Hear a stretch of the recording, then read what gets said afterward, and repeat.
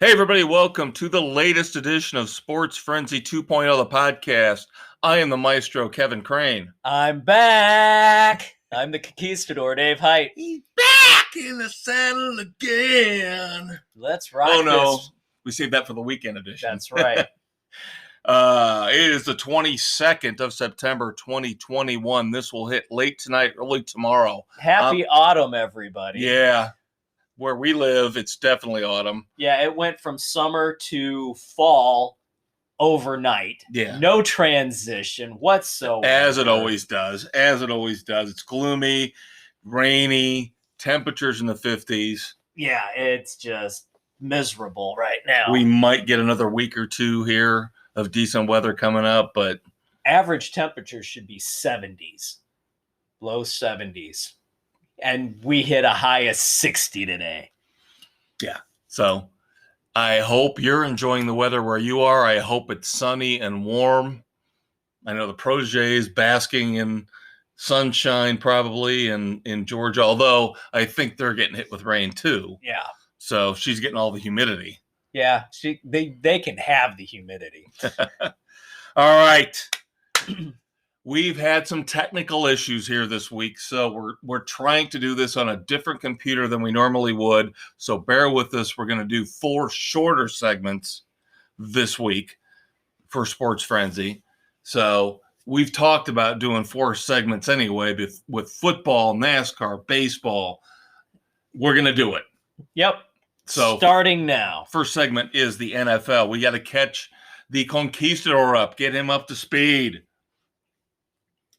Week 2 of the NFL. Do we start with the tragedy of quarterback injuries? Well, we can start with our team. We start with the Bears. Yes, exactly. Andy Dalton with a bruised knee bone. That sounds like kind of a cop-out injury. I did not watch the whole game. I told you. And I will admit this. Okay, Dave and I always text during the Bears games. I saw that the Raiders-Steelers was on the other channel, and I switched over because I just couldn't waste my life on the Bengals-Bears. Yeah. But I did see the injury to Dalton before I switched over. It looked like it was just maybe a tweak or a sprain. Right. I was surprised he went out. I was too. I was surprised to see him limp over to the tent. And I am especially surprised now to hear that he can't play this week. Right. Because I don't think this is the ideal situation where they wanted to put Justin Fields in. It's not on the road against defense. Cleveland, like you just said, a top defense. This is not where they wanted to put him in. No. And to come out and say then that as soon as Andy's healthy, he's back to being their starter. Yeah. And somebody tried to go, you can't go back what now. if Justin plays well and you're on a winning streak? And Nagy's response in the presser was, we're not playing what ifs. Andy's going to be our starter. Yeah, that's stupid. That is so stupid. Dead man walking. That's all I can say about him and Ryan Pace. Exactly. Couple of dead men walking. Now, I got to go south to the next injury. South into roughly Miami. The same area. Oh, you're going all the way down south. I'm going all the way south to my Dolphins, losing Tua to broken ribs. And now we're stuck with Kobe frickin' Brissett. That was an abomination of a game. And we have talked about this, and we have talked about this, and we have talked about this, and nobody listens to us. How the hell are there no good backup quarterbacks in the NFL? Exactly. The Miami Dolphins are now stuck with Jacoby Brissett as their back. And look at this train wreck coming up tomorrow night as we tape. Oh, This is literally the worst Thursday night football game in the history of mankind. It's going to be ugly. I mean, that's just stupid. You've got Sam Darnold, who somehow is resurrecting his career because he has had to face powder puffs basically the first 3 weeks of his career with the Panthers against basically the third string quarterback for the Texans. Yeah. because Tyrod Taylor can't stay healthy, No, and we he's out don't with know a what the hamstring hell's now. going on with Deshaun Watson, which is this Deshaun Watson thing is so stupid. It's horrible. Suspend him and stop trade his him ass. or do something. Well, but the they, fact they that want they still want too damn much for him for a trade. They want first round picks, second round picks, multiple. But nobody knows what's going to happen with him because the NFL front office won't make a move. No, they're going to wait legally, until after the legal stuff, which is bullshit What we on the talked NFL's part, Which we because talked they've about. had no problem suspending people before under allegations. Ray Rice comes to mind immediately. Yeah, exactly. So because you had incontrovertible, here, to talk in the language of the NFL, incontrovertible physical evidence. Right. That Ray Rice did tape. something wrong. You saw him punch a woman and knock her out and drag her. But because you don't have that with Deshaun Watson, and we talked about this before, they are saying he doesn't have to be deposed until after the current season. Which is bullshit. Now everybody's in limbo. Nobody knows what's going on. With what MLB is doing. In the case of, God, now I can't even think of his name, the pitcher with his sexual assault. Trevor Bauer. Yeah, Trevor Bauer. It's ongoing, and they've suspended it. But that was a joke, too. We're going to suspend him a week, and then suspend him another week, and suspend him another week. Indefinite now. And then finally, after a month and a half of this crap, they go, okay, he's done for the year. Yeah. But at least it's out there. Basically did the same thing with Marcelo Ozuna, right. too. Yeah. That nobody's got any balls. If you think the guy did it, kick him out for the year. Deal with the legal repercussions later. Exactly. But you can't. You're screwing the Texans over. That's what I'm saying. The Texans don't have any balls. Because if I was the owner of the Texans, if I was the GM of the Texans, I would be in Goodell's face saying, you make a goddamn decision. Is he suspended or not? Save me my money. Because look at it this way. Yes, you're going to take a PR hit if you start him, if you play Deshaun Watson. I guarantee he plays well for 2 or 3 weeks. It goes away. It goes away. It will. There will always be that shadow there. Just like Michael Vick. How long did Michael Vick came back after Ray Rice with the murder charges? But Ray Rice never came back. Or no, not Ray Rice. Ray Lewis. Right, Ray Lewis. Ray Lewis with the murder charges back in the Ray day. Lewis actually probably got off the easiest of all of them. Yeah, he did. That was crazy. You need to take a stand one way or the other and deal with it. The NFL has got a crap ton of money. Take on the hit. Take on the negative PR hit. But you can't do this to one of your teams. No. 32 teams, you're destroying one of your teams right now. Completely making them spend money on a guy they can't play because they know the minute they play him, you're going to back public sentiment. And say, and all the fringe be groups out there. Yes, he's an abuser. He's a misogynist. And you take a stand one way or the other. Just do it. But now we're stuck with this Thursday night crap. Yeah, that's an abomination. That's just with this kid, the third string quarterback for the Texans, this rookie kid who's actually technically going to start before Justin Fields. Yeah. Before Trey Lance. 2 highly drafted first round quarterback picks. Because of stupidity. Right. Now when you said you were going insane. when you said you were going far south to the Dolphins, and I'm sorry, your Dolphins are in trouble. They are in big trouble. They are done. Now, it wouldn't surprise me if they tried to make a run at Watson now. But are they going to pay that price? Like you said, that's a high price. They shouldn't. They're held over a barrel. No, I do not go after Watson. You frickin' have to ride it out. Yeah, I think you're right. Unfortunately for you, Patriots are looking better than last year. Yes. Bills are obviously very good. You can beat up on the Jets a couple times, so that's 2 wins there. But Yeah, you're not going to get to No. 10 wins like you did last year, No. even with the extra game. So you got to wipe. You just have to make this season a wash. I agree. I hate to say that. We're 2 games in, but I think the Dolphins have to say that. I think the Bears are pretty much on the verge of saying that too. They have to, because I mean, you've even got though a the Bears lame are duck 1-1, coach and you got a lame duck GM. Right, the Bears are 1-1 versus 0-2 with the Dolphins, but yeah, that's not a good situation. I'm sorry, Dolphins are 1-1, aren't they? They did squeak out that one win. They squeaked out the win against the Patriots. Sorry, my bad.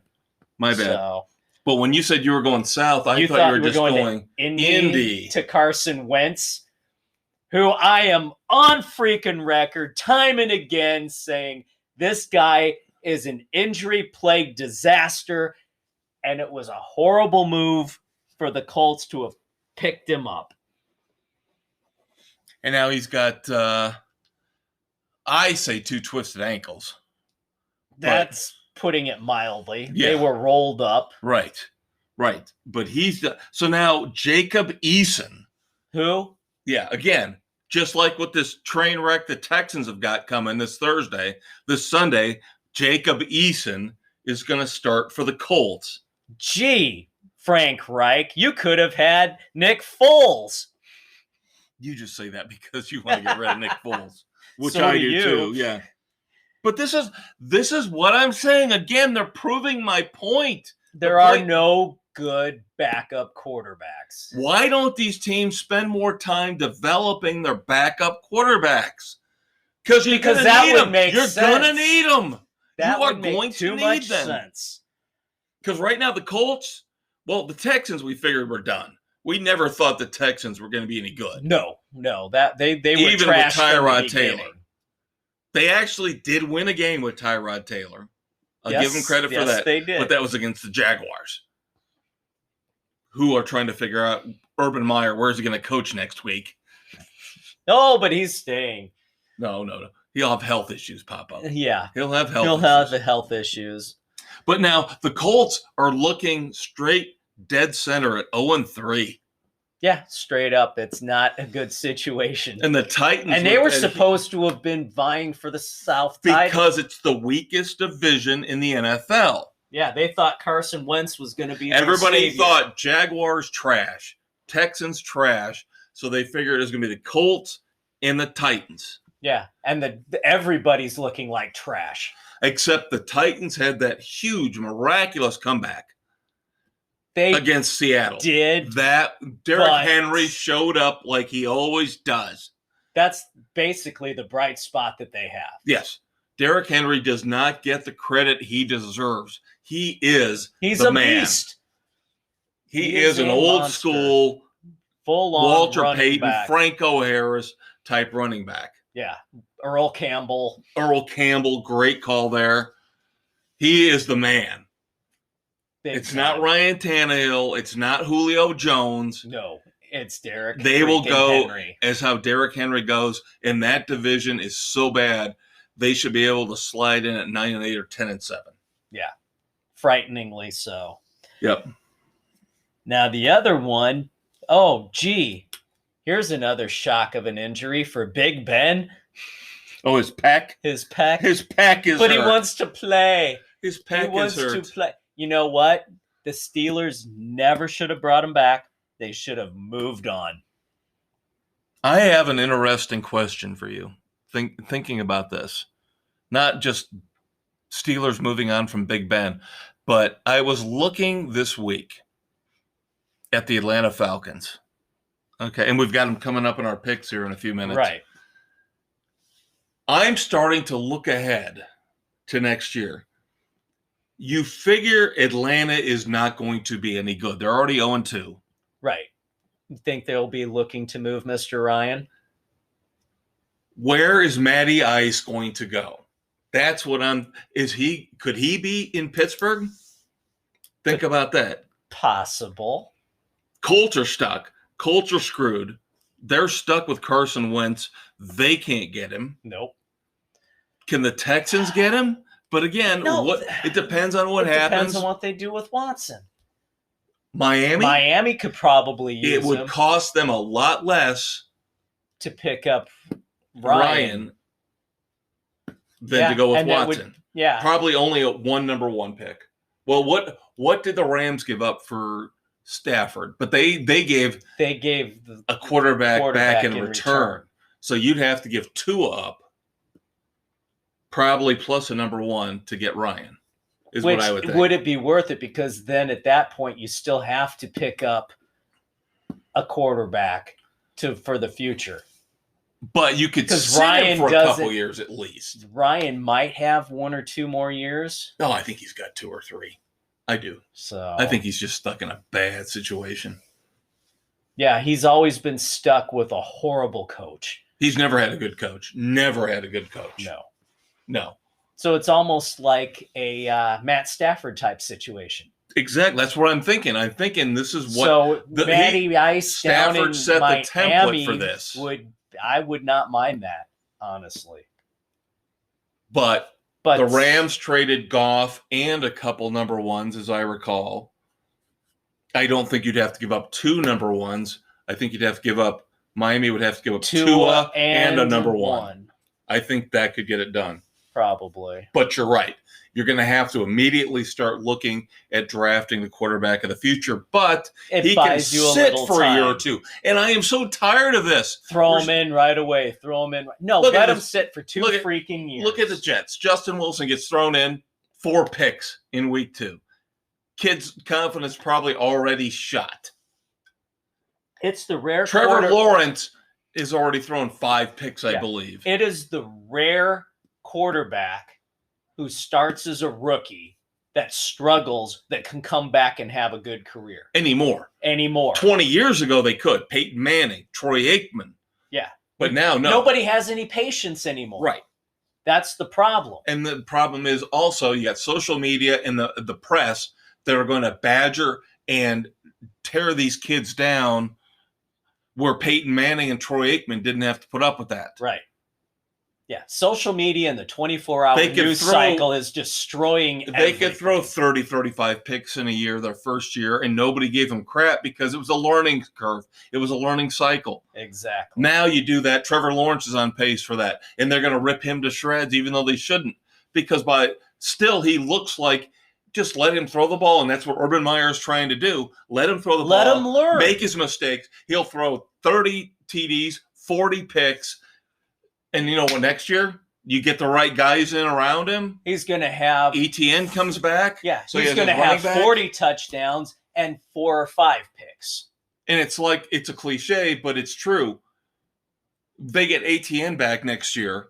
That's like getting an extra first round pick back. That changes the entire dynamic of that team. Right. Even though Robinson's a great running back, they're keying on him right now. They're stopping at the line to make Lawrence throw the ball. Yeah.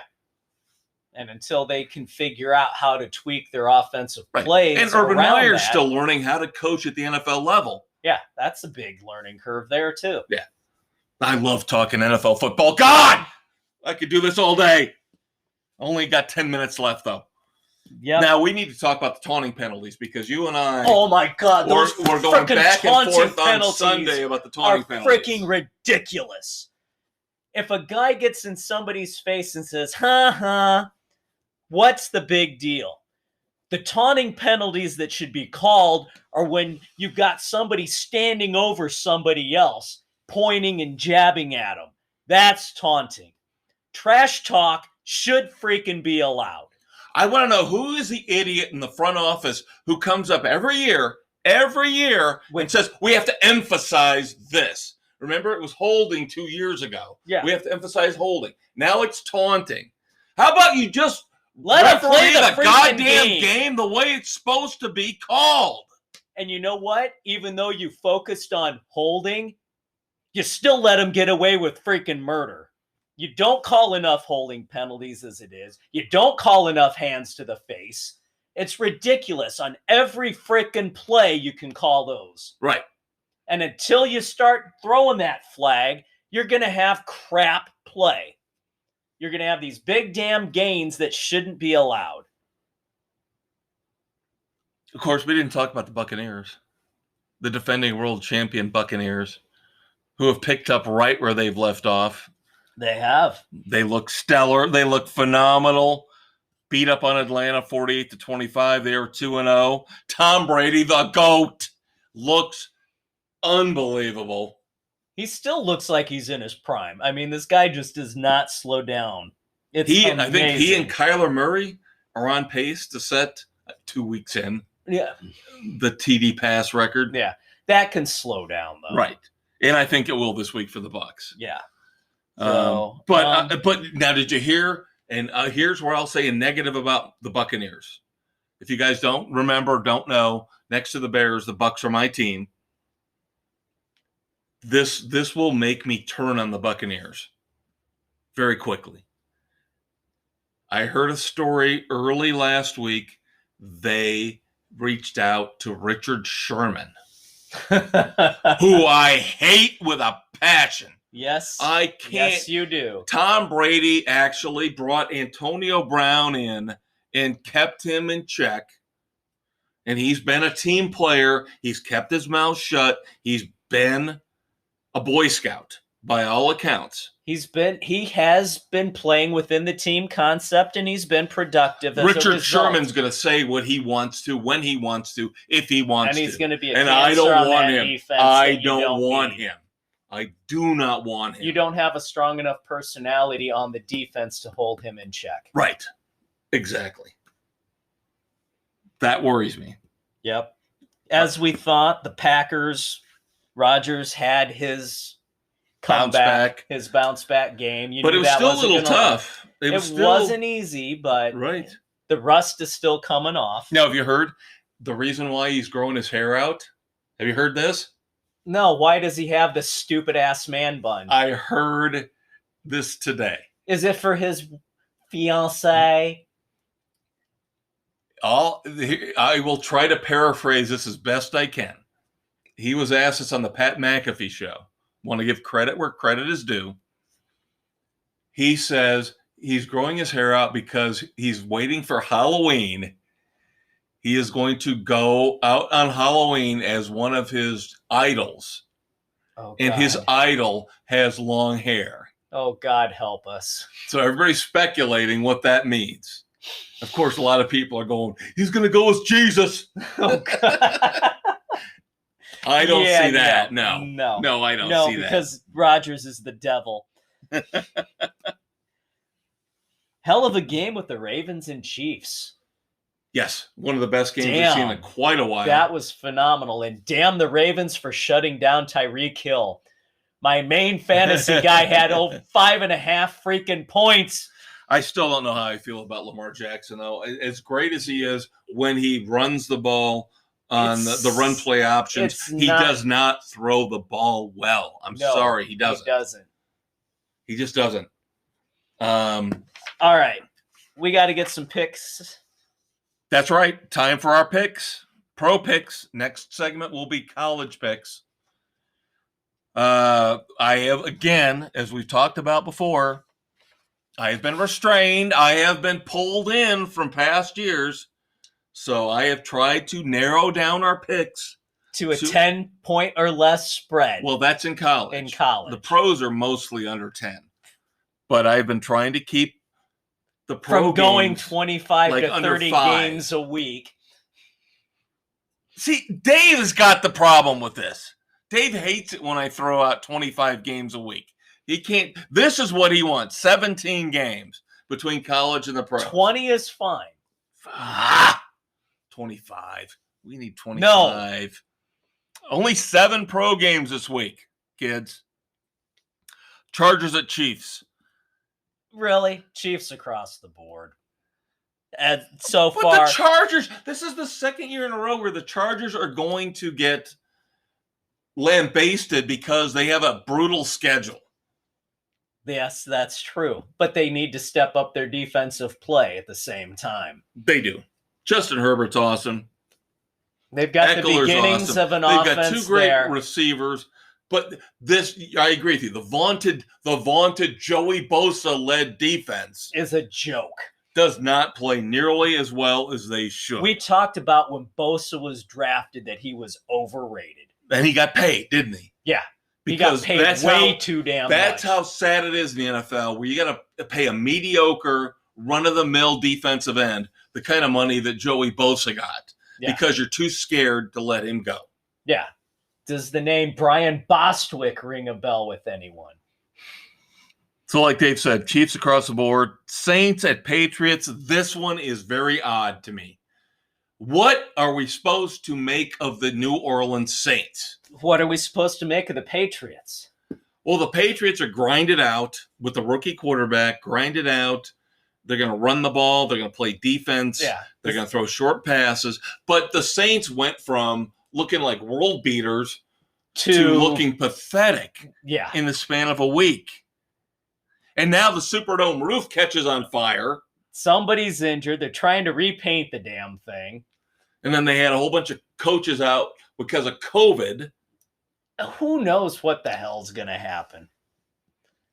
It is the matchup. I will say this: the matchup of my two favorite. Gruden maybe could be thrown in there, but Peyton and Belichick going at it. Coaches that we like. Yes. Yeah. Peyton and Belichick going at it. This is going to be cool. You're taking Belichick. I'm going Peyton. Well, you and I both are hoping that Jameis Winston, the Resurrection Project, works. Yes. Worked in week 1, did not work in week 2. But there was a lot of crap going on in week 2. And this is hurting Alvin Kamara, too. Yes. Alvin Kamara is not turning out to be a great fantasy pick. No, so far this year he is not. Because of the way they're running that offense. They need I hate to say it because he's on my pup list, my IR list on fantasy football, so it's going to sound a little prejudiced, but they need him back. They need Michael Thomas back. They do. They need that number 1 receiver back because right now they have nobody to throw the ball to. No, you're right. They don't know what they're doing, but I'm still going with them. We've got 3 Saints picks. Yep. Right now, out of the 7 panel members who've got their picks in, 4 Patriots, 3 Saints. We move on to the Falcons at the Giants, and you go, why are you picking that trash game? Because it's going to be close. Because it's a trash game. It's going to be close. Yeah. It's trash, but it's going to be close. Do the Falcons get desperate at going 0-3 and try to do everything they can? Throw the kitchen sink at the Giants? The Giants looked pretty good last Thursday night. They're at home. I'm taking the Giants. I'm going with the Giants. So far, we've got 2 Falcons picks. Doug and Aaron. Giants. Doug and Aaron, the Governor and the Big Easy. Yep. This is the big game of the week. The Buccaneers at the Rams. And I am going against my team for one simple reason. They are not going undefeated. No. They're going to win 2 or lose 2 to 3 to 4 games. Right. This is going to be one. This is going to be one. It's on the road, out west, against a Rams team that's firing right now. Right. Better defense than the Buccaneers have played so far. That's why I picked the Rams, was on the defensive front. You and I both take the Rams. So do Aaron and Nick. Buccaneers for Sam, Bill, and Doug. It's going to be a great game. Looking forward to this. That's going to be the game of the week. This better be the national game, the 4:15 game. It better, damn well better be. Seahawks at Vikings. Very interesting game because the Seahawks choked last week against the Titans. They let them back into that game. But the Vikings couldn't beat the Cardinals because of that missed field goal at the end. Yeah. I don't have any faith in the Vikings. None at all. Nick is the only one taking the Vikings. He's on Viking Island. Wrapping up here, we got a minute to go. Packers, Niners. Boy, another tough game to call. Because I hate him so much, Aaron Rodgers will win. So I'm taking the Packers. So is Bill and Doug. You're taking the Niners. I'm taking the Niners. They're at home. I like their defense. Sam and Nick and Aaron are with you. The final game we're picking this week, the Monday night game, Eagles at Cowboys. Another trash defense game. Bill's the only one taking the Eagles. The rest of us are taking the Cowboys. Stay tuned. Second segment will be college NCAA football coming up, baby. All right, stay tuned. We'll be right back. Hello, friends. Are you tired of the boring sports analysis you get from the major outlets? If so, join the Maestro and the Conquistador for a riveting discussion of all sports topics on Sports Frenzy 2.0. Available on Spotify, Google, Apple, and wherever podcasts are available. Hey kids, welcome back to segment 2 of Sports Frenzy 2.0 on September 22nd. I'm the Conquistador Dave Height. I'm the Maestro, Kevin Crane. And we're celebrating the 14th anniversary of Oklahoma State head coach Mike Gundy's "I'm a man, I'm 40" rant to the media. Greatest rant of all time. Well, we were talking about this. We're going to have to do a special. We're going to have to do a special here about the greatest rants of all time, because we've got that. We've got Leach's fat little girlfriends. We've got Dennis Green's crown their ass. You know, we are who they thought they were. We've got Mora's playoffs. So at some point in time, when we get desperate and there's nothing going on, we'll do that. Yes, we'll call the archives. But Gundy with the mullet going. One of our favorite college coaches of all time. Oh yeah. Oh my God, yeah. Oh my God, yeah. I just wish he would have a little bit more success. I know. I would love to see him make that Final Four playoff push.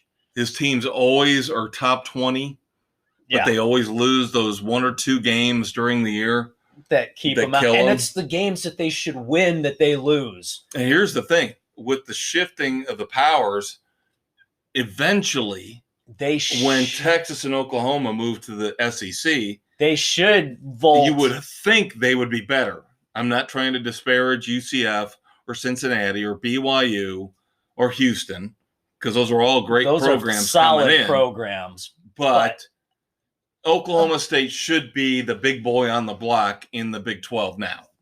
Yeah. When it all washes out.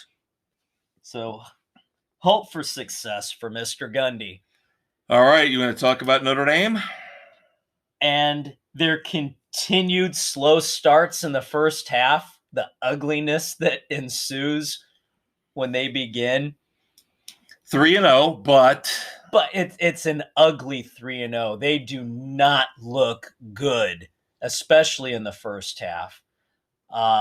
They were able to pull away from Purdue in the second half, but it still was not – the defense is not there. The offense looks out of sync. I don't know what the hell's going on. This is going to be a very interesting game this weekend. It is. Two teams on a neutral field, although I think Notre Dame they get credit for the home game because it's No, I think it's actually a Wisconsin home game. As part of the Shamrock series? I think it is. I thought I saw today that this gets put on Wisconsin as a home game. Interesting. I could be wrong, but I'm looking at in terms of geography, you're going to have more Notre Dame fans there than Wisconsin You know fans. what? TV coverage, I think the way it goes, yes, it is considered a Wisconsin home game. Because NBC doesn't get it? Right. Yeah, there you go. Guys, 12 o'clock start. Very odd that this is probably the marquee game of the weekend, getting a 12 o'clock start. You would think this one would have been a night game coming from Soldier Field. Right. But that being said, we'll get to our picks in a minute. But going back to Notre Dame, I agree with you, but this is the way Notre Dame always plays. They play Notre Dame to the level of the competition. Alabama. They don't play like Alabama. They don't play like Miami did back in the 80s and the 90s. Yeah. They don't crush their opponents into dust. They play to the level of their opponent, which historically is what they've always done. And it's frustrating as a fan to watch. It makes for unbelievably intense neck and neck, down to the wire games, which are great for drama and for TV. But it sucks because when they want to at some point accomplish they're going to lose one or two of them, and they're not going to be national champions. Right. Because what are we looking at now? How many years has it been since Notre Dame's won a national? 1988. Thank you. It's been a long, long time. Long time. Yet Brian Kelly is on the verge of becoming Notre Dame's winningest head football coach. Yeah, Notre Dame is counting all the victories, even though the NCAA has vacated 21 because of somebody took it upon herself to whore herself out to a few players, and the NCAA considered her a booster, when in fact she was not. Oh, she was boosting something. She was boosting the morale of a few players, that's for sure. Yeah. Groucho, yeah. Yeah, I saw that too. And that's up for debate. They count. The wins count. They do. Just get over it, Give Reggie Bush his Heisman back. Can we get over all this? Just stop all the bullshit. We all know there's cheating in college football. Now it's legal. As of this year, now it's legal. Right. With the NIL deals. So give SMU their whole history back. I'm down with that. I'm fine with that. I really am. But is Notre Dame going to be able to figure out a way to go run the table and get up into that top 4? Because remember, this year, kids, it's still only, even though they've been talking about expanding, it's only 4 this year. Yeah, I do not know that their strength of schedule is going to be there. But the teams ahead of them, I am not scared of. And you know this what? This is a Notre Dame hater talking, kids. Alabama showed with Florida that they're beatable. Yeah, but Florida's good. Florida doesn't get the credit they deserve. That was probably the toughest test until they played Georgia that Alabama is going to face the entire year. Yeah. And that's what Oklahoma wants to come into. That's what Texas wants to come into. Texas is going to be everybody's bitch in the SEC. Oklahoma might be able to hold their ground. Oklahoma will finish in the top third. Texas will be South Carolina by the end of this decade. Yeah, they're going to be. Yeah, Texas will be losing to Arkansas and Mississippi. And Arkansas is damn good right now. Exactly. Yeah. The only team in the SEC that you can count on to drop the soap in the shower is Vanderbilt. Yeah, that's your one easy win every year in the SEC is Vanderbilt. Outside of that, you never know. South Carolina can rise up. Arkansas, like this year, can rise up. Yeah. Missouri can rise up. Kentucky can rise up. Arkansas. Vanderbilt is the only team in the SEC that sucks year in and year out. Yeah. And Tennessee's getting close. They've got to get their shit together. Yeah, they're borderline going bye-bye. Yeah. As a program. Yep. So Arkansas could actually be this year's Indiana. Yes. Yeah. The one-up year. And we've got picks for Arkansas against Texas A&M. Yeah, and coming up. Indiana lost again, so they're kind of falling back to where they have been historically. But we talked about that. We discussed that. We predicted this. Yeah, we knew it was a one and done. Figured it was a one and done. I hate to bring up the Miami Hurricanes. Them and Florida State they are underperforming. Well, the problem with Miami is that for once they actually scheduled a tough group of teams at the beginning of the year. They went from Alabama to Appalachian State, who is actually a damn good team. Appalachian State has and then they hit Michigan State, who they thought might be a cupcake, but they've bounced back now, and they look really good. So now this week they've got a cupcake to get them back to 2-2. But the Hurricanes are in the same situation they've been in for the last 15 years. Bad head coach. They bring in a quarterback and they talk about how great he is and how awesome he is. And I can't believe Derek King was actually talked about for being in the running for the Heisman. That was ridiculous. Miami needs to revamp, redo the whole program. They need a new head coach, new leadership. They got to do the whole thing over again. Because otherwise... they have to burn it down and start from scratch. Yeah.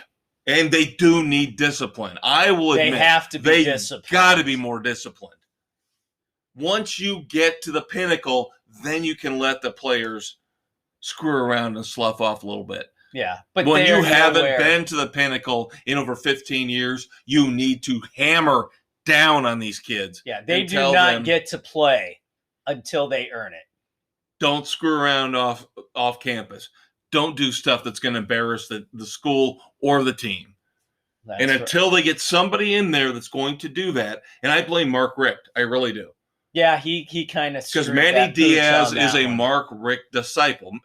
Manny Diaz was Mark Richt's defensive coordinator. And everybody wanted Manny Diaz back. He was going to leave, go up north, and coach up there. No. We want consistency. Yeah, you got your consistency of being bad. Yeah. They can't recruit for some reason. That's the thing. Miami has always been able to recruit. Now they can't even recruit. Yeah, why would you not want to go to South Florida? Yep.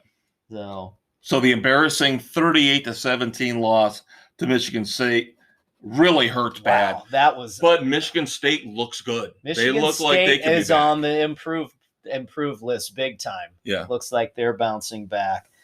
Clemson, however, struggles again offensively.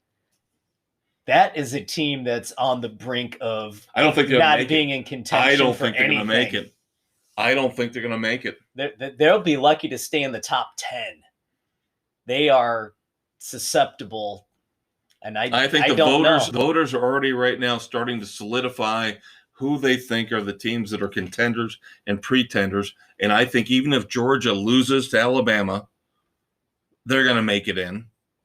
Yeah. So I think Alabama, Georgia right now, barring any kind of unforeseen massive disaster, are in. So we're probably Oregon, if they can go run the table, are in. Oregon, but again, they always do it too.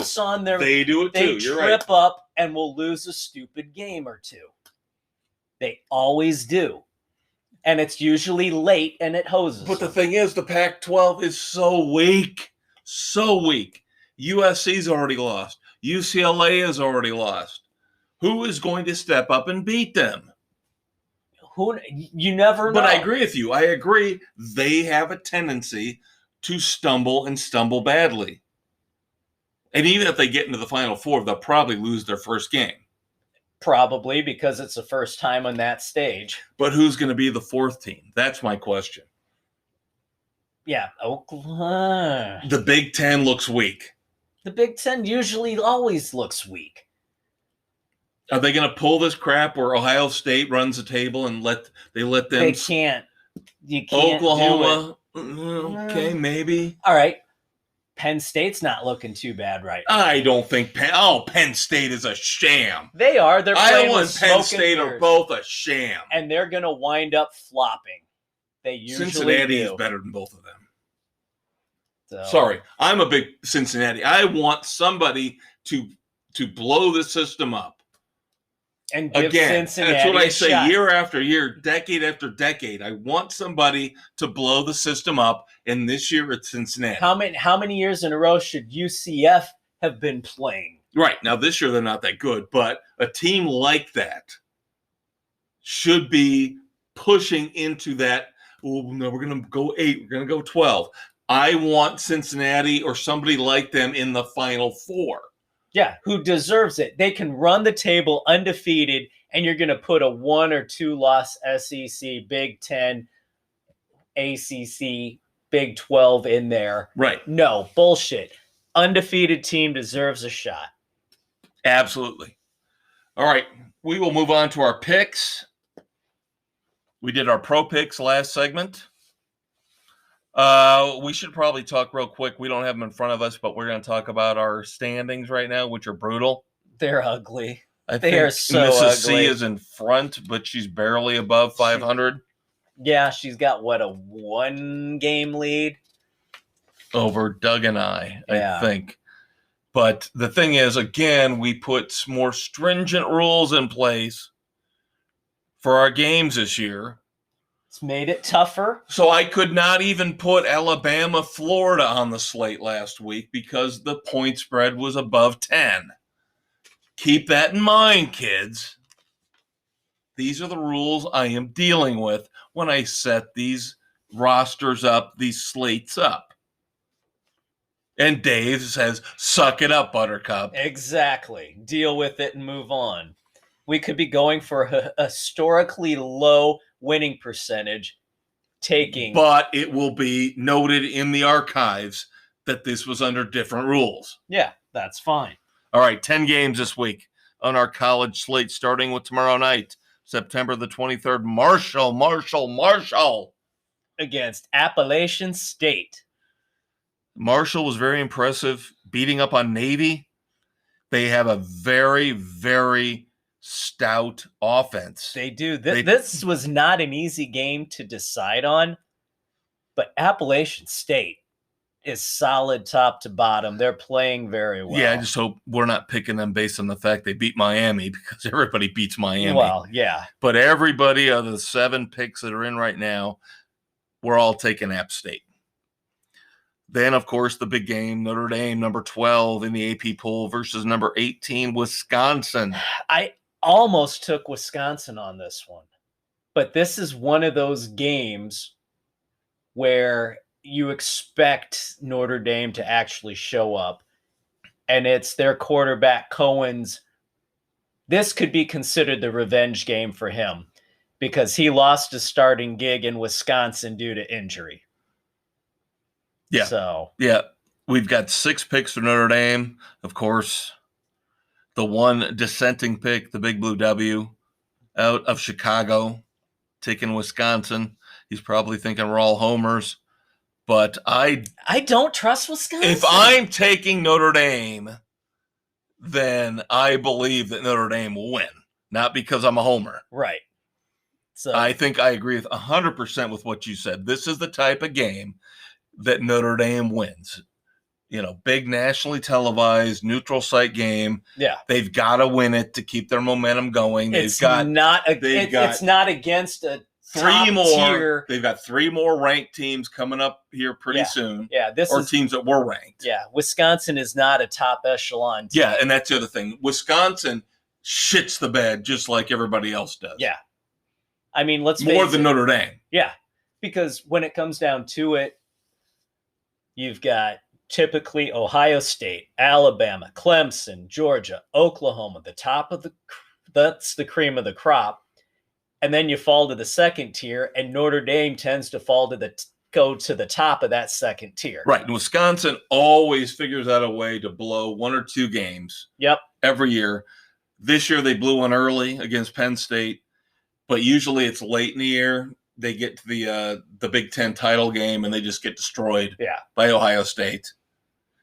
I don't like the way Wisconsin plays football until they become a little more dynamic and not just run the ball. They're too milquetoast. Right. Too boring, too milquetoast. All right, SEC, LSU at Mississippi State. 2 coaches, 2 crazy, nutty, kooky coaches. Ed Orgeron versus Mike Leach. I know. Where do you go with this? The Cajun versus the Pirate. You can't trust either team. I know. That's what drove me crazy about this pick. And you can see I erased my pick. Dave's looking at my sheet. I do this all in pen. You can tell I erased LSU and put in Mississippi State. But I just don't trust Mississippi. I trust LSU more than Mississippi State. LSU's got injuries, and I've heard bad things about Orgeron. Orgeron might already be on the hot seat. He could be. Even though he just won a title, 3-4 years ago? But Leach can't win against a bigger... I know. I agree with you completely. I'm just thinking... This is just a crap fest. I think the thing is, since Leach choked last week, he'll win at home this week. Maybe. It's how I'm looking at it. So I am taking Mississippi State along with the Big Easy, Aaron. Yeah. Everybody else takes LSU. Boise State at Utah State. I thought when I saw this on paper, it looked like it was going to be a good pick.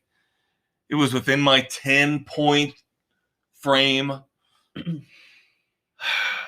9 points. Boise State's favored, but they have looked susceptible. They're not all that. So that tells me I was actually smart in taking this game because you're taking Utah State. I'm taking Utah State. So I love Boise State typically. I know. And Aaron's with you on Utah State. Yep. Everybody else takes Boise. This is the one where I am going Oppo. The big one outside of Notre Dame, Wisconsin. Number 7, Texas A&M versus number 16, Arkansas. I'm with you on Arkansas. They're looking and more Doug's with us impressive too. At this point. Doug's with us too. But I think this goes back. Doug's with us? Yeah, I know. Yeah, the governor. Yeah, you can't do. You got to remember, kids. There are some on our panel of 8 that we see. We go, "Hey, he picked with me. Cool." Others we go, "Hey, he picked with me. Oh shit." Doug might be one, even though Doug's tied for second right now. I know. We love to give Doug crap, so if you're out there, we love you. But I think this goes back to what you and I were talking about a week or two ago with Jimbo Fisher, is that I don't have the faith, even though he is now the second highest paid head coach in college football, I don't have any faith in him. I don't have any faith in his program. I think this guy at Arkansas takes over after what Belima left. Yeah. This guy seems like he knows what he's doing. Yeah. This guy could be the next Dabo Swinney. And that's what I'm thinking here. Yep. I think this is where Arkansas takes that next big step. Yeah. We're not talking getting in the playoffs. No. But potentially top 10 getting at the end of the year. Top. Yeah. So, and it starts here. You and I have got Arkansas with Doug. Everybody else takes Texas A&M. Iowa State, number 14, at Baylor. This was a tougher pick. Well, they should all be tough, right? Yeah. Because of what you've done to me. Some of them more so than others.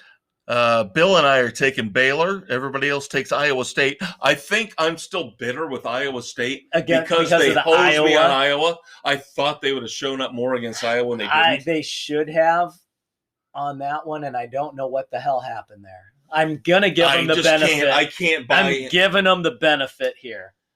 I can't buy into Baylor right now. Boy, that made me mad that they showed up so little against Iowa. Yeah. Because I don't believe the Hawkeyes are that good. Here we go. Louisville at Florida State. This is our trash game of the week in college football. But again, it's so close that we had to have it on the slate. Right.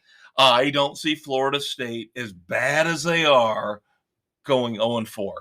Louisville's a decent program. They are. They are playing much better football than Florida State. They are, but God, I can't see Florida State going 0-4. I know they lost to Jacksonville State. How embarrassing that was. But they hung tough with Notre Dame. The first game of the season. Okay. But I'm going Louisville. All right. We've got Louisville for Dave, for Sam, for Bill, and for Doug. And Aaron. Nick and I are going with the Seminoles. Number 24, UCLA at Stanford. There's another coach. There's another team that knows how to shit the bed. UCLA? Kelly and UCLA. Yep. Chip Kelly just knows how to lose exactly at the right time to destroy his program just when they're starting to get momentum. I know. Just when they're starting to get positive press. This is going to be a bounce vibes. Back for them. No, it's not. Stanford. Remember 3 or 4 years ago when David Shaw was supposed to be possibly the next head coach of the Bears? He was being looked at by NFL teams. Yeah. He's a good head coach. He's a good head coach, but they have a tendency to crap the bed too. It could be because they try to bring in smarter people like Notre Dame instead of going for the more athletic, Miami type thugs. You mean ballers? I am going to go one last time with Stanford. I am going to go with Shaw. I'm giving UCLA one more opportunity. Doug's the only other one going with me. Oh, God. Doug and I have Stanford. Everybody goes UCLA. Number 25, Kansas State at Oklahoma State. Of course. I'm a man. Going back to the beginning of this segment. I'm a man. I'm 54, Gundy. I think just for that purpose, that reason, I took Oklahoma State. It's Gundy. I don't have it's any a close faith in game. Kansas This is a State. tough. They're good, but I like Oklahoma. I think Oklahoma State's the better team. Nick and Doug disagree. They take Kansas State. Everybody else takes Oklahoma State. Finally, again, a crap game, but it's close. It's in one of the Power 5 conferences, so we had to pick it. California at Washington. And we lamented the last time we were both together how Washington has fallen since Peterson left. Agreed. Completely agree. But we're still going to stick with Washington. Nick and Doug, out of the 7 picks we have right now, are going California.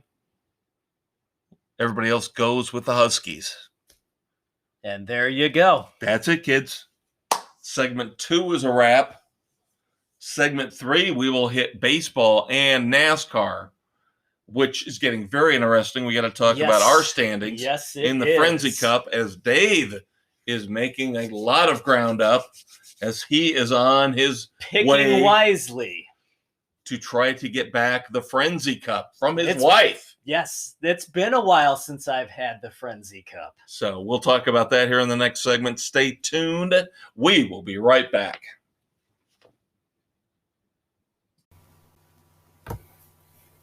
In a world of politically correct sports coverage, 2 individuals stand alone as the last bastion of sanity. The Maestro and the Conquistador star in Sports Frenzy 2.0, the podcast. Available on Spotify, Anchor, Google, Radio Public, Pocket Cast, Breaker, Apple, Overcast, and CastBox.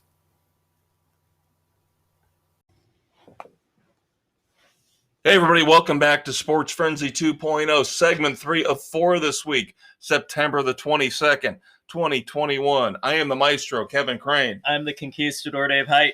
Time to talk about baseball and NASCAR. This is the most wonderful time of the sports year where we've got NFL, NCAA football, plus now we get baseball and NASCAR, and we still haven't gotten to our dumbasses of the week yet. No, we haven't. Damn, God, this is wrap fun. this up in a bow. This is so awesome. Give it to me as a present, baby.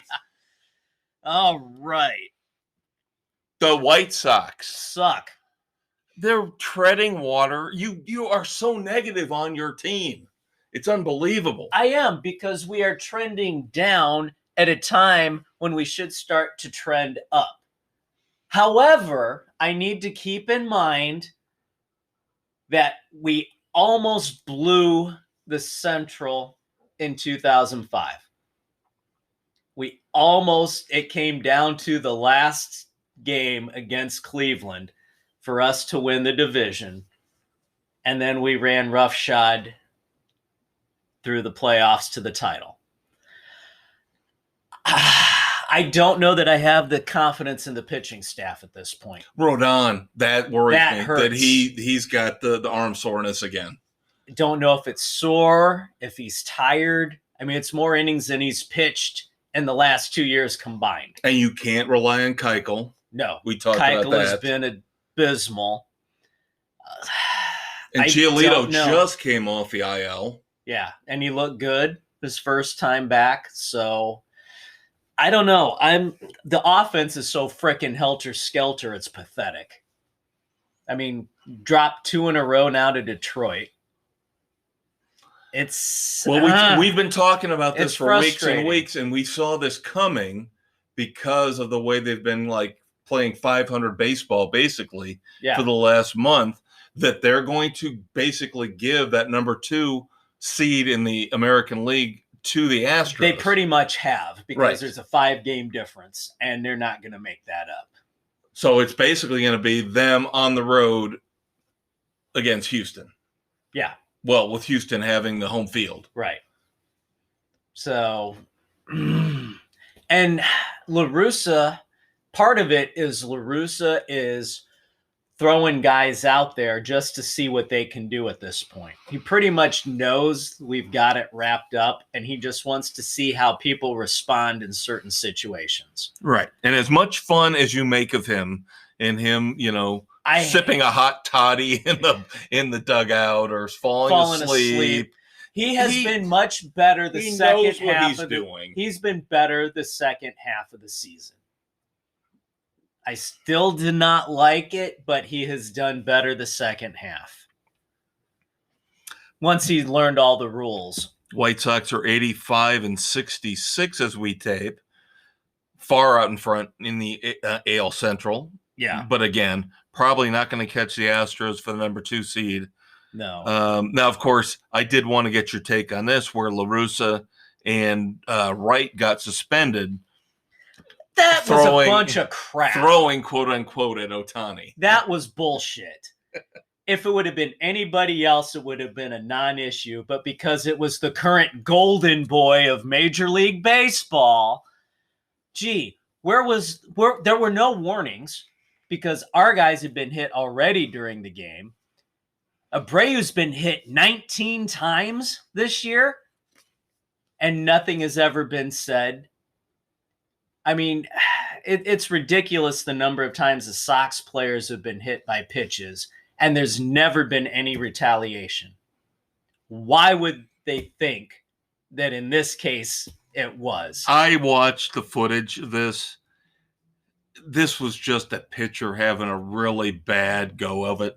He just couldn't find the strike zone. He was not throwing at Ohtani. No, he wasn't. It's obvious. They weren't to trying anybody. to send a message. He was having a really bad night. Yeah. A really, really bad night.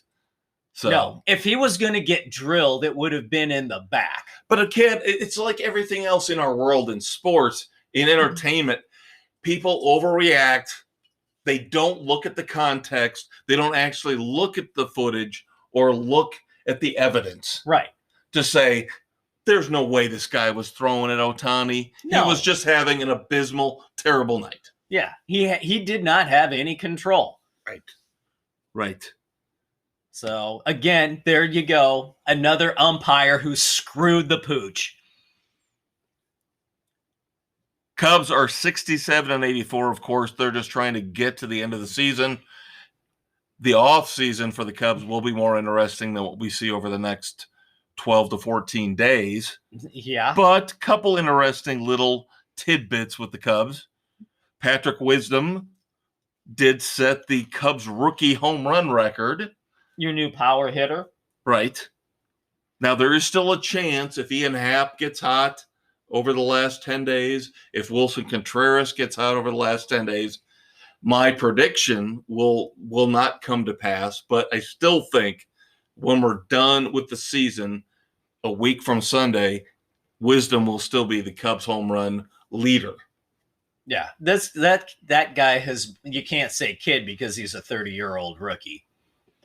Again, him and Schwindel are just unbelievable. Career minor leaguers who are excelling at their opportunity. And Schwindel, the thing is, Schwindel is a guy that I love because he is what I've been screaming about. He's the hitter I've been wanting, not only for the Cubs, but in baseball. The guy just hits consistently.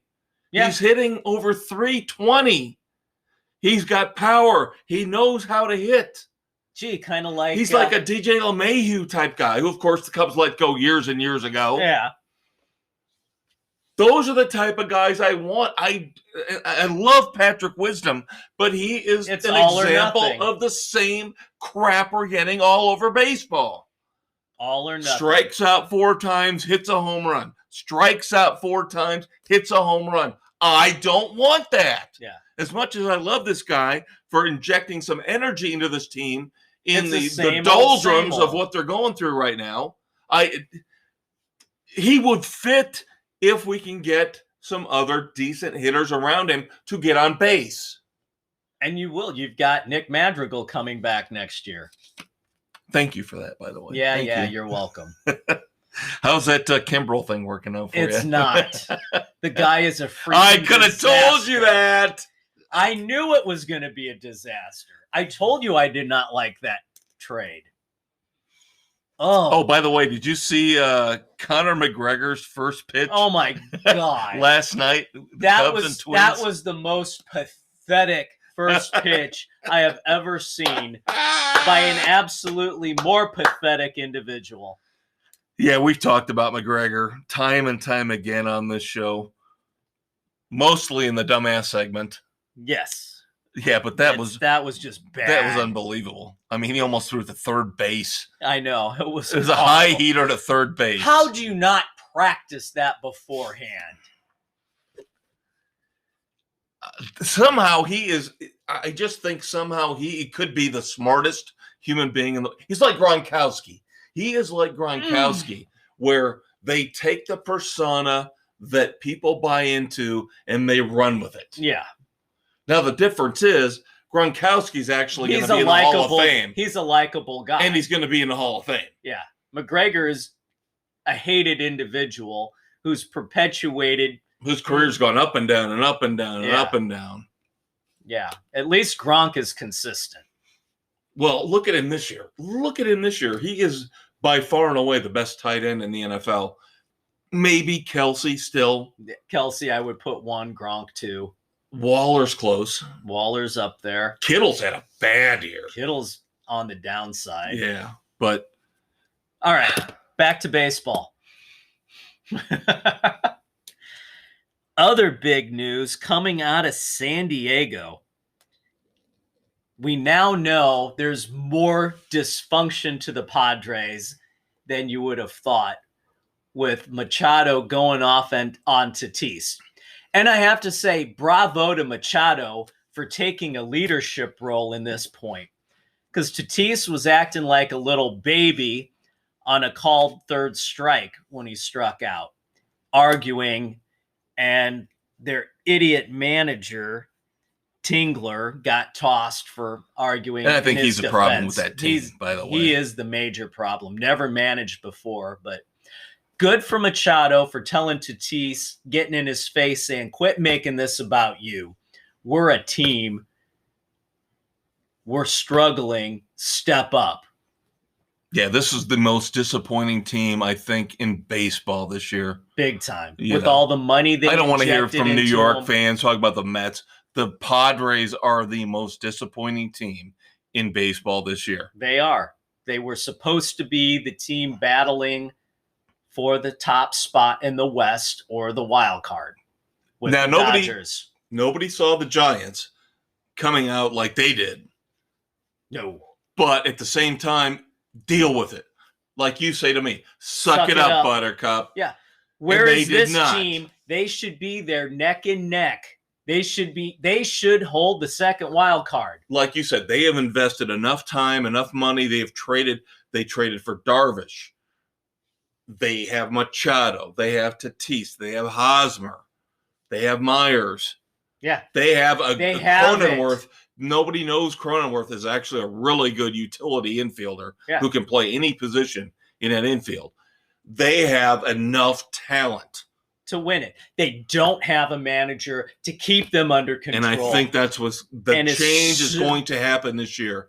And they would be smart to go out, spend the money. They've spent it on the players. Now get a manager. Get somebody like Buck Showalter in there. Bring in somebody. What about Bochy? Bochy, I think he's done.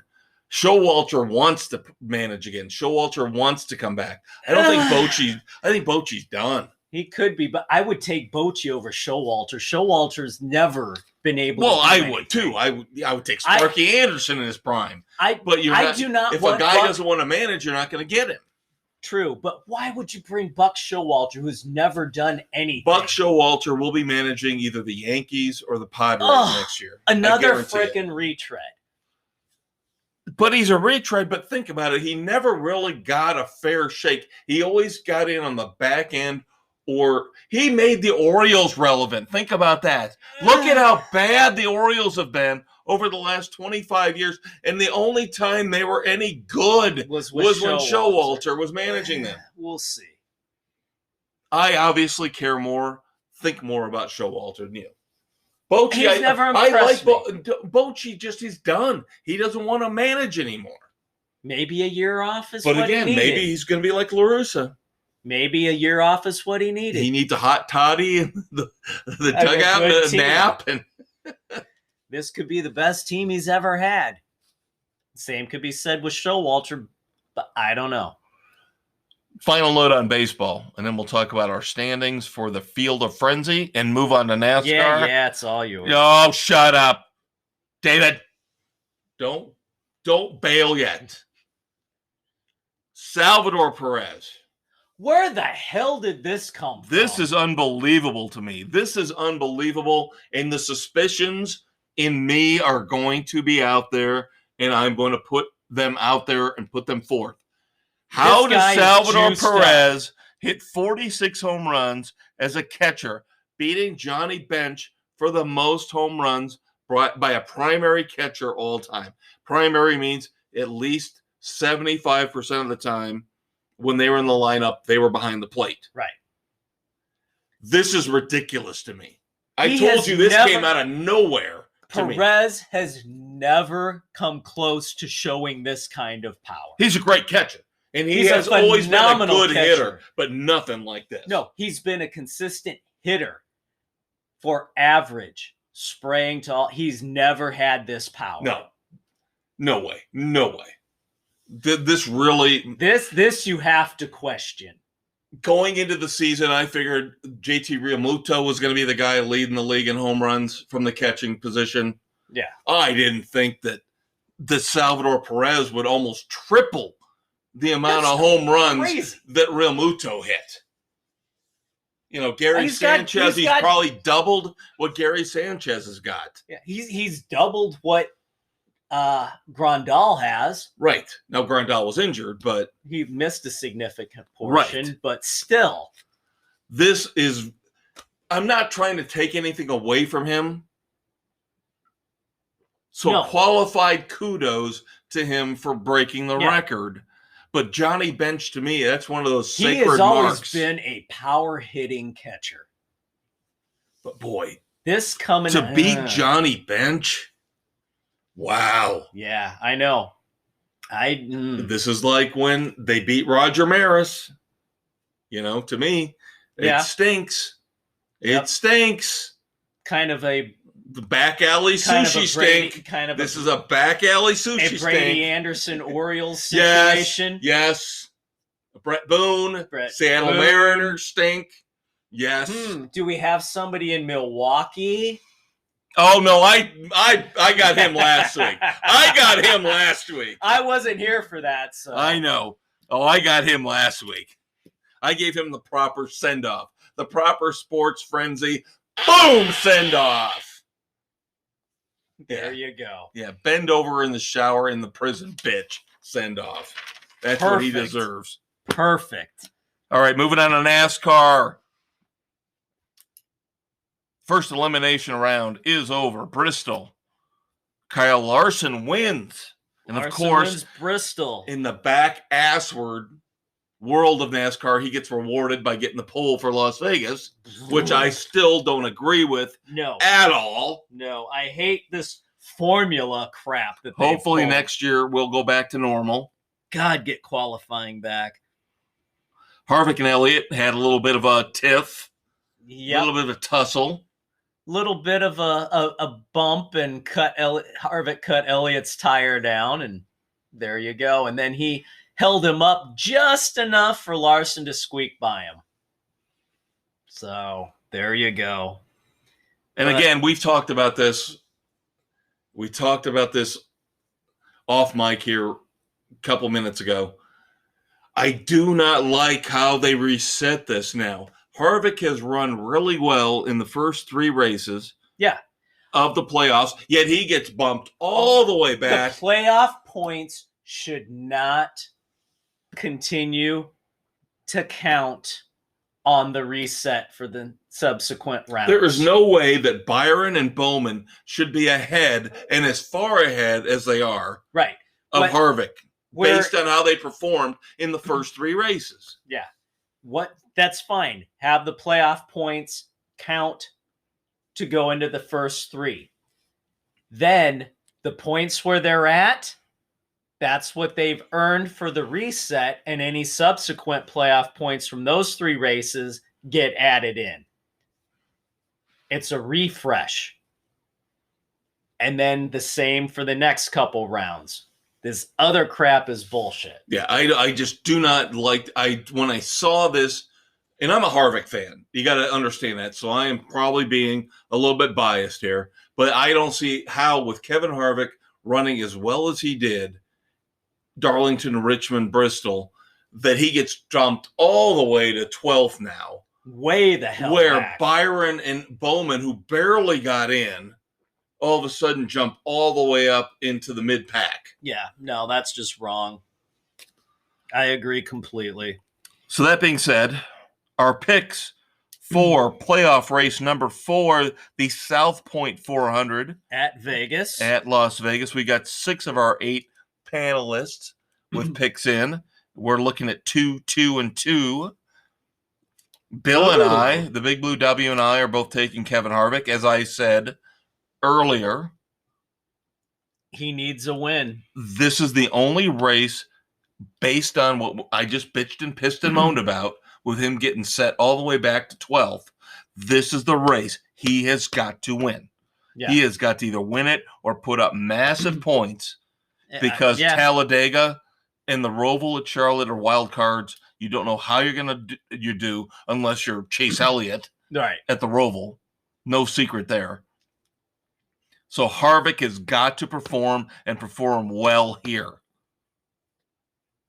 That being said, you and Doug are taking my second pick. Mr. Keselowski. Yeah. Brad's looking a little better now in the chase than he was over the last couple months of the regular season. Yeah. I penciled in my final 10, and so far it's okay, and I'm sticking with the program. And you're up second in our Frenzy Cup standings. Yes. So you're doing great. Pulling out, being so far behind everybody from the win resets. But of course, because Doug picked Keselowski, you're not going to gain any ground on the leader. I'm not there, but that's okay at this point because I can catch him down the road. Yeah, I could see. I know where I'd put my money on a mano-a-mano versus you and the governor. And then, of course, Aaron and Nick are both taking Joey Logano. What the hell is with my luck? Joey Logano for Nick and Aaron at Las Vegas. Again, I've got to hit the one guy who runs okay, but he has issues. Yeah. Running in the top 3 the first 40, 50 laps at Bristol, and then they pull him in to the pits on the first competition caution. Oh, cooling tube gets ripped off. Yeah. Takes him forever to get back out. Doesn't come back out until 22nd. And really can't make up a ton of ground until there's attrition at the end. Yeah. So I get none of the points for stages. Oh, 11th. That's not bad. It sucks. It sucks because there's no stage points involved. Right. So I get screwed again. So 2 Harvick, 2 Keselowski, 2 Logano so far. Other NASCAR news. We've talked about the 2022 Clash, which has been confirmed to be at the Coliseum in Los Angeles. I'm intrigued to see how they're actually going to set that up. Now, though, here's the interesting. Are they throwing dirt in? Is it going to be a dirt race? No. But they are not going to go with the usual rules. So how are they? Clash will be open to all Cup teams, not just pole sitters. Bullshit. I am calling bullshit. The Clash is the Clash for pole sitters. Nope. Open to all Cup teams. All right, I take that back. Because of COVID, they haven't been able to qualify. So I will give them this one. But what are they going to run on? They're going to have the Coliseum. They're going to have to pave it. Right. It's not dirt. But how much in the Coliseum? I don't know. We'll see. With the football field in there. They're going to put a short track in there. You know that's what they're going to do. We'll see. You and I both agreed we did not really want to see California get another race. But it's an exhibition race, so I don't care. Put landmines in there. Why don't we make it a figure 8 while we're at it? Here's an idea. It's California, right? So run it backwards? No, so the winner only gets taxed like 70% instead of 80% with their earnings. Oh. All right, couple little tidbits here to wrap up segment 3. In the NBA, speaking of California, the communist left coast, the LA Clippers, I didn't realize this. I guess it's been out there for a while, but the Clippers are actually building their own arena, and they're moving out of the Staples Center. Yes, they want their own identity, and kudos to the owner. He's paying for it. $2 billion. Out of his pocket. He wants to get out of the Staples Center. He wants the Clippers to have their own identity. They're now at the top, being able to compete to not just the playoffs, but the championships. Right. And, good for him. Good for taking that team to the next level and getting the hell out of the Staples Center. Because basically, whenever they would play the Lakers, It was a Lakers home game. Well, and you can look at the NFL right now, though. They keep repeating the same mistakes. I completely agree about the Clippers. They're going to be moving into the $2 billion. Where you have the Rams and the Chargers playing in the same facility. Dome. Right. That's the Rams Stadium. Yeah. That is the Rams Stadium. It is. The Chargers should never have left San Diego. They should not have. We agree on that completely. Not a big name in terms of retirement, but he's been around for a long time. He's a solid guy. JJ Redick. Yep. Retires. One of those guys from Duke that actually made it. Yeah, he actually had a long NBA career, productive, not outstanding like everybody thought he was going to be, right. But he was solid. He was a role guy. Of course, drafted by my Orlando Magic. Yep. But, really, the kind of guy that I wouldn't have minded having on my team coming off the bench. Right. To hit a 3 once in a while. Yeah. Now, hockey, to wrap this up. I want to talk about hockey here. You know more about hockey than I will ever know. And that's not all that much. This signing by the Islanders excites me. Chara? This is one of the few guys in the NHL that I know and I love. Zdeno Chara. Zdeno Chara. I remember him from the Bruins. Yep. This dude is a goon. This dude is a mammoth enforcer, and I love him. He's 44 years old. But he's got skill, too. I love this. I love this for the Islanders. I do like Chara. But you didn't like it when you were playing him. No, I did not. But I respected, out of the guys on the Bruins, he is the one player that I had respect for. Nobody else, just him. I love this guy. I could name maybe 20 NHL players if you put a gun to my head. He'd be one of them, and I would tell you I love this guy. Plays solid D. And he will fight. He will fight you. And he doesn't have to. Right.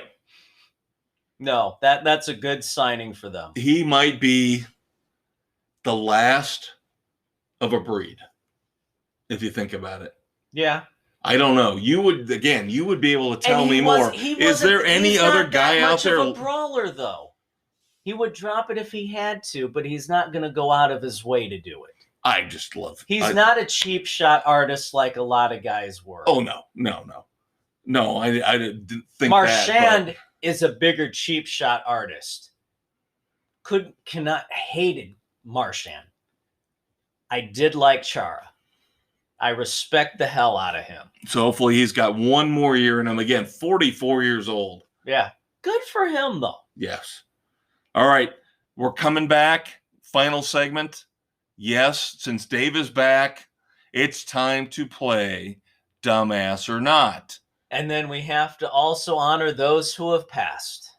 So We'll be right back with that. Stay tuned, kids.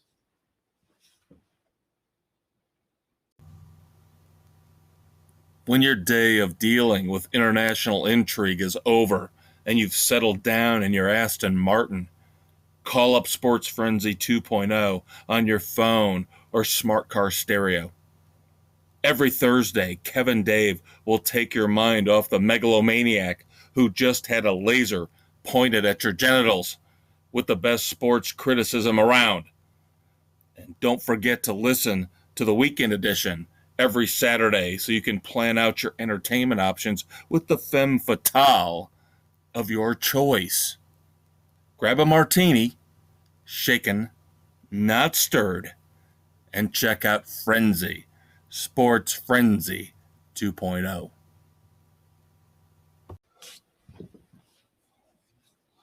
Hey kids, welcome to the most somber segment of Sports Frenzy 2.0 here, September 22nd. I'm the Conquistador Dave Height.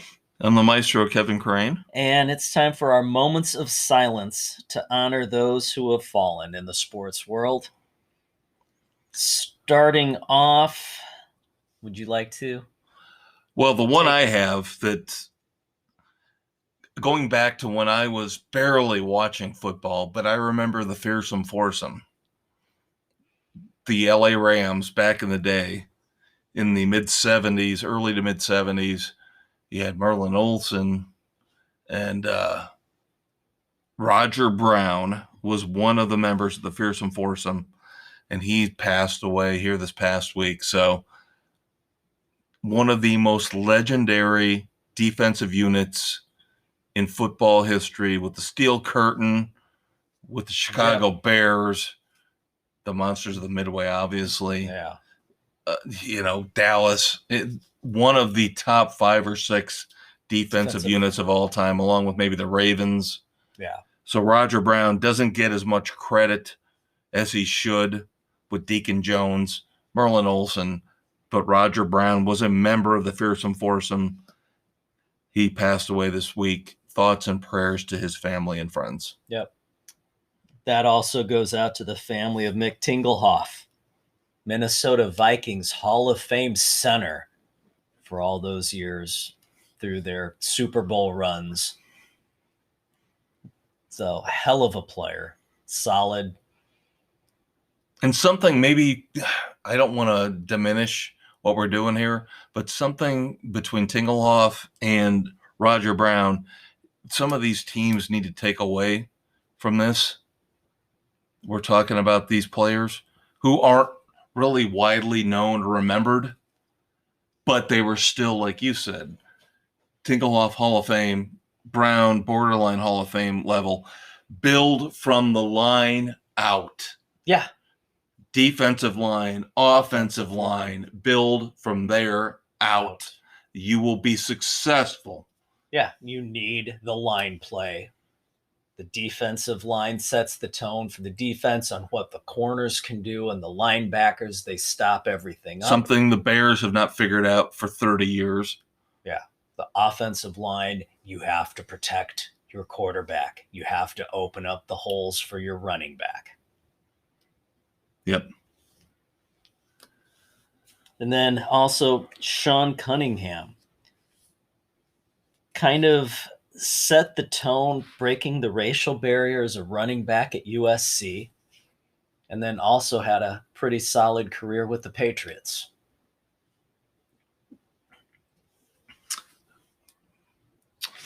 Well, as much as I hate to do it, it's time to do the 180. And we are going to play, dumbass or not. Dave had his week off. So I have 4 conundrums for the Conquistador. Bring them. Although I think he already knows one of them. And I think he's going to... We're cheating. Let's do that one first. Let's do that one first, because this is who I had down. Aaron Jones, running back for the Green Bay Packers. We talked about Javier Baez a couple weeks ago. Losing his earring. His $20,000 earring at the end of a game against the Marlins, and how he had to call all the people out, including Sandy Alderson, to help him look for his. Here's an idea, dipshit. Don't wear a $20,000 earring when you're playing baseball. Guess we don't know what we're talking about, Dave, because Aaron Jones loses his chain with ashes of his dead father. Yeah, he had the pendant with his dead father's ashes. Loses it during the game. Finally found, as we taped yesterday, 2 days after the game, by one of the athletic trainers walking the field. Just stumbled upon it. Total dumbass move by Jones wearing this during the game. I'm sorry. I do not think any jewelry should be worn during a sporting event. It's absolute stupidity, because how much money do you have there that can get broke, damaged, lost? Not only that, but it's a safety factor as well. That if you get some of those big chains, they're not going to snap easily. You're going to wind up choking yourself out or getting hurt. Somebody could get their fingers caught up in some of those chains. It makes no sense to wear all that crap while you're playing. Yeah, the only thing I will say in his defense is that he probably did have, as opposed to Javi Baez, the $20,000 diamond earring that he lost. It's just stupid. Yeah. No, I know. Supposedly, Aaron Jones had a little tiny bit of his father's ashes. Because his dad was always there during the home games in the stands. But he probably had the vast majority of them still stashed away. Yeah, but still, come on. No, but I agree with you on the jewelry stuff. I am so tired of the jewelry stuff. Tucking, we'll get to tuck the jewelry in every time we go up to bat. Yeah, no, I'm done with it. Doesn't need to be there. Yes, I am old school. Get off my lawn, guy. If that's the one thing I've said I always respect about the Yankees. I'm still waiting. The Yankees say you shave facial hair, you cut your hair. To me, sports is discipline. Sports is military. Aaron Rodgers with his, I'm going to grow my hair to celebrate my hero on Halloween. What? Okay. I don't have an issue with the hair. I don't have an issue with the facial hair. The jewelry, it's the gaudy. That's more the look at me, look at me, look at me. You don't think Aaron Rodgers with the long hair now, he's trying to call attention to himself? I don't care about the hair. I don't like any of it.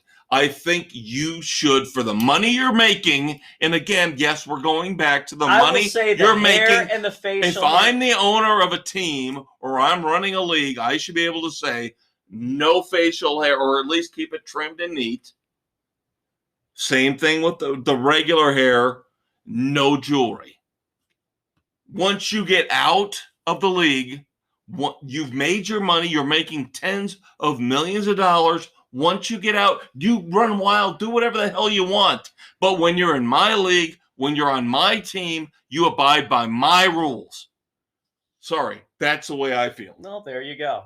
Say wear your jewelry to and from the game, but not during.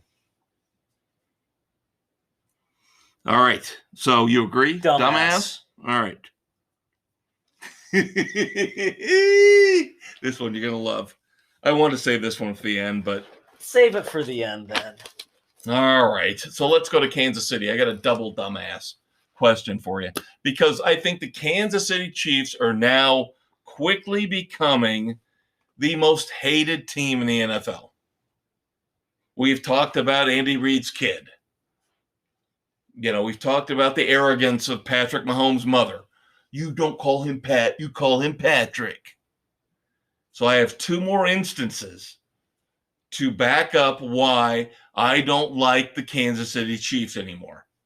All right, let's hear them. Number one, going back to week one, since you were not here last week, we're going back to week one. There was an incident on the sideline in the Cleveland Browns game. Yes. Where there was a kerfuffle among a bunch of players on the Kansas City sidelines, Browns players, Chiefs players. Greg Lewis, the assistant coach for the Chiefs, shoved a Browns player. He shoved back. The Browns player got in trouble. Greg Lewis, a week later, got a small fine. No, Greg Lewis should have been suspended for 2 games. There's no reason that a flippin' coach should be involved in an altercation with the player. Altercations should be between the players. End of story. Thank you. And I was so mad about this that it took a week. It took a week for them to actually respond to this. I will call dumbass on the coach, and I call dumbass on the NFL for waiting so damn long. The coach doesn't have the right to shove a player. The player gets the penalty. That's in wrong. Retaliation. That's absolutely wrong. And again, this is another reason why I don't like the Chiefs. The Chiefs seem to get away with murder.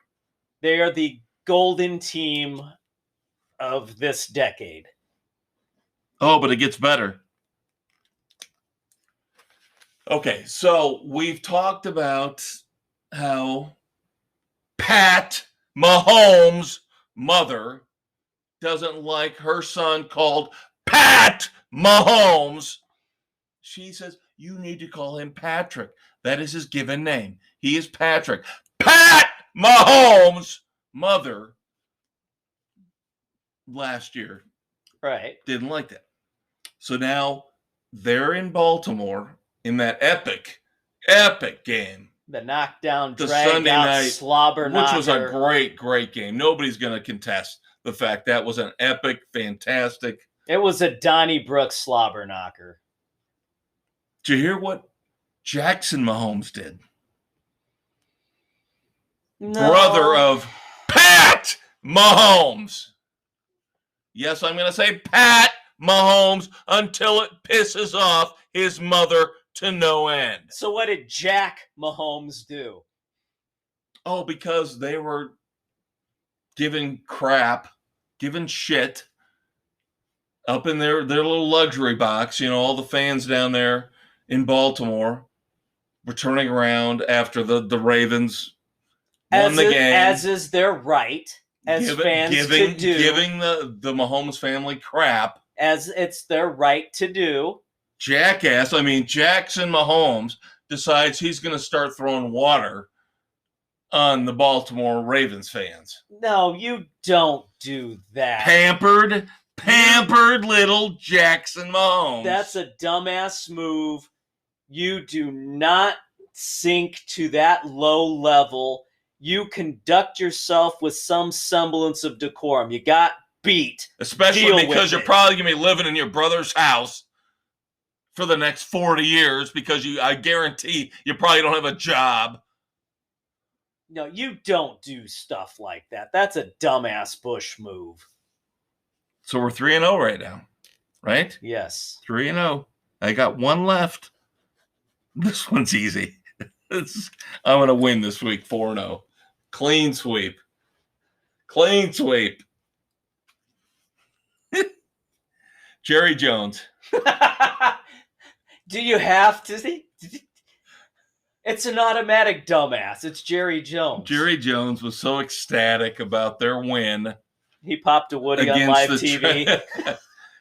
I wouldn't put that past him. I really wouldn't. But here's the thing. In an interview after the game, after they beat the Chargers, he was asked, and I'm going to paraphrase the question, not the answer. The question, paraphrasing, was, how do you respond to all these people that put all this pressure on you week after week, game after game?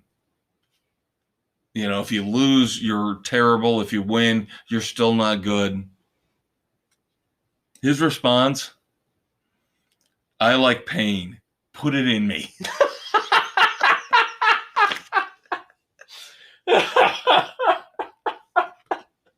And I'm not joking.